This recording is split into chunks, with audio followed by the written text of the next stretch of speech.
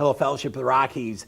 I'm here today with Dr. Wade Warren. He's a professor of biology at Louisiana College, and I'm super excited to have you with our church family today because I believe God has equipped us with everything we need to do His work as we know that our faith is rational. And today we're talking about our faith is rational, and you are a scientist, and you're going to talk about some of that stuff. So tell us a little bit about who you are.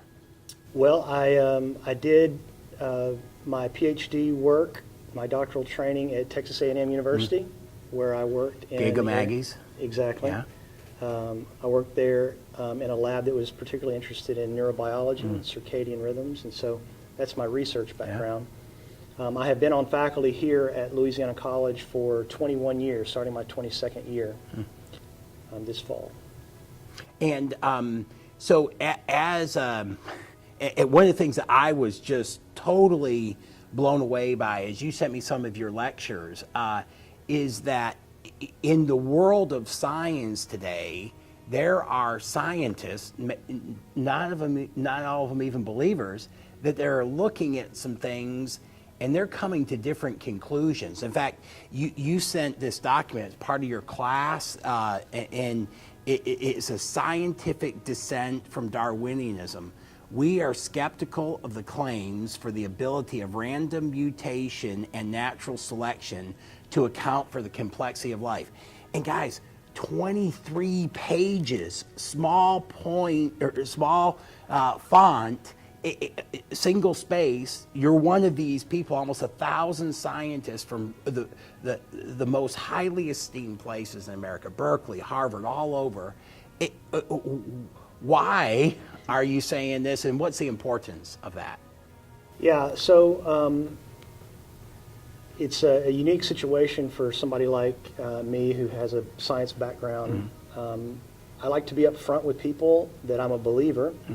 I'm a Christian who also loves science, and sometimes that puts people off, and they're not willing to listen to the arguments from science that I have to make because they say my opinion is biased. And so to that I would respond, listen to the science and evaluate for yourself. I think this is particularly important today because, especially for the young people that I'm around, they need to know the whole story.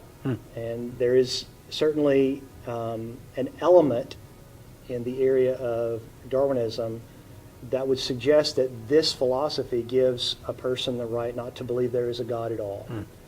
And so I think the data has become so overwhelming at this point that it's really no longer legitimate for a person to use the Darwinian model as an excuse for not believing that there's a creator.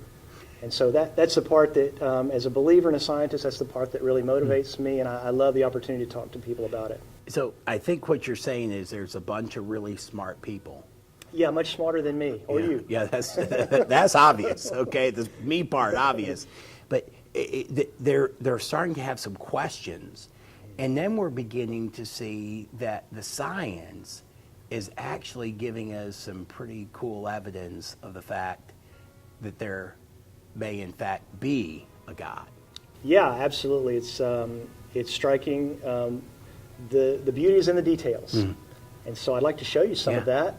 Yeah. Well, let's go to your classroom, and you can share some of this really cool stuff with us. Thank you.